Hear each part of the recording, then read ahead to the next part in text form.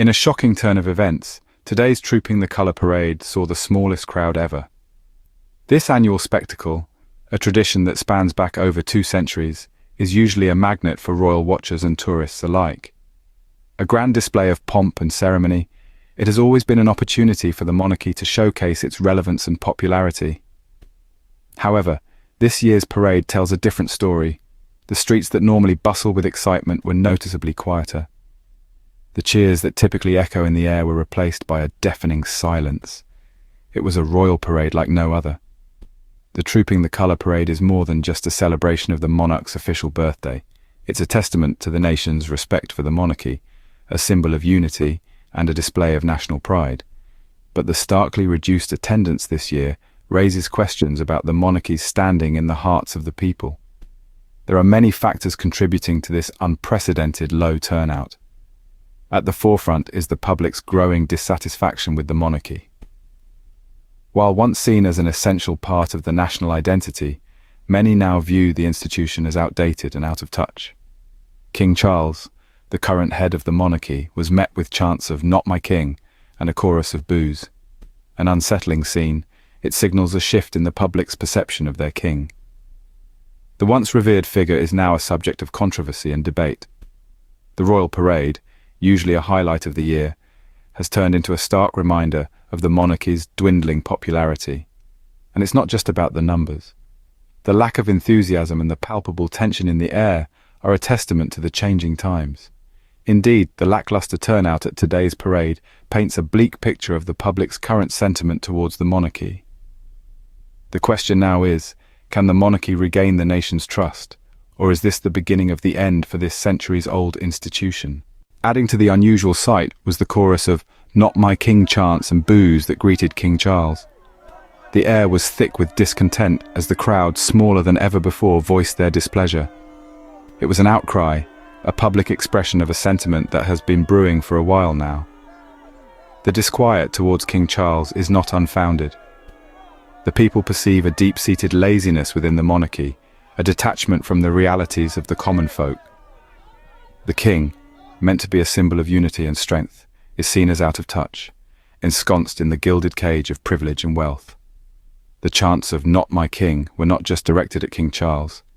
They were an indictment of the entire system. A system that, in the eyes of many, has become obsolete and unresponsive to the needs of the people. The monarchy, once held in high esteem, is now seen as an institution that merely takes without giving back. The public's outcry is not just about the person of King Charles, but the monarchy as a whole. They see a royal family that lives in luxury, while they face the trials and tribulations of daily life.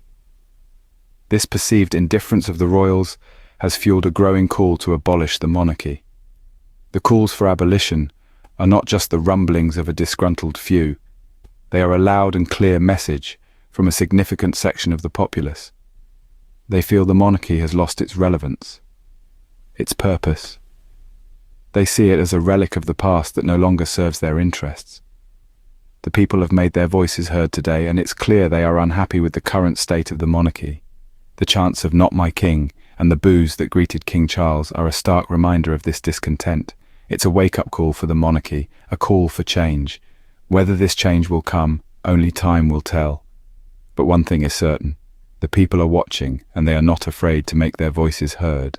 The public's dissatisfaction with the monarchy is not a new phenomenon, but never has it been so glaringly apparent. Indeed, the seeds of discontent have been sown and nurtured over the course of many years, perhaps even decades. The monarchy, once revered as a pillar of British tradition and stability, now finds itself at the heart of a national debate. The question being asked is whether this centuries-old institution has outlived its relevance in a rapidly changing world.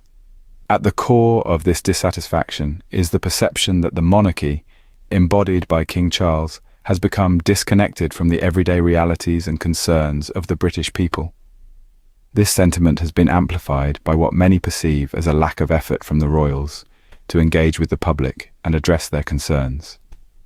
Moreover, the chants of "Not my king" that echoed through the streets during the recent Trooping the Colour Parade are indicative of a broader societal shift.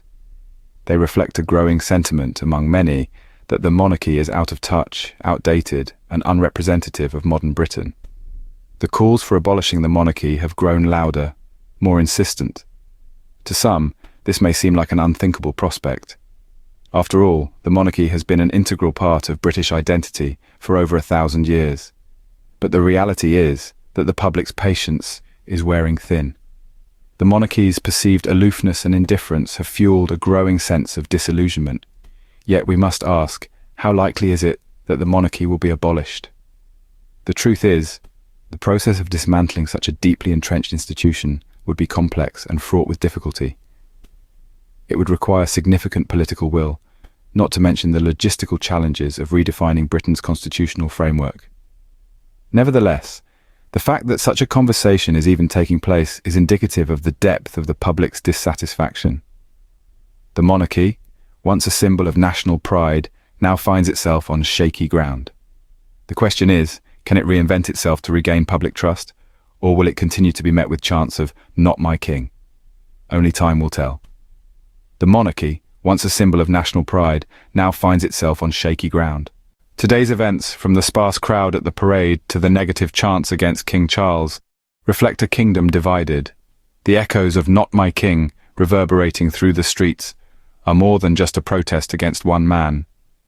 They signal a deeper discontent, a chasm between the monarchy and the people it is meant to serve, that has been widening for years. The implications of this public outcry are far-reaching. King Charles, now the face of an institution under scrutiny, stands on shaky ground. The very throne he occupies is being questioned, its relevance and value in a modern society under debate. A king without the support of his people is like a ship without a rudder, lost and directionless. The other royals too, although unmentioned, are not untouched by this wave of dissatisfaction. They too are part of the same system that is being called into question. The future of the monarchy is not just about King Charles, but about the entire institution and all who are a part of it. But perhaps the most significant consequence of this public sentiment is the potential for change. If the voices calling for the abolition of the monarchy grow louder and gain momentum, we could be on the cusp of a monumental shift. The monarchy, an institution that has been a cornerstone of British society for centuries, could be transformed or even dismantled. It's important to note, however, that change does not happen overnight. It requires time, effort, and most importantly, consensus. The future of the monarchy hangs in the balance, with the public's dissatisfaction reaching a fever pitch. Only time will tell what this means for King Charles and the institution he represents.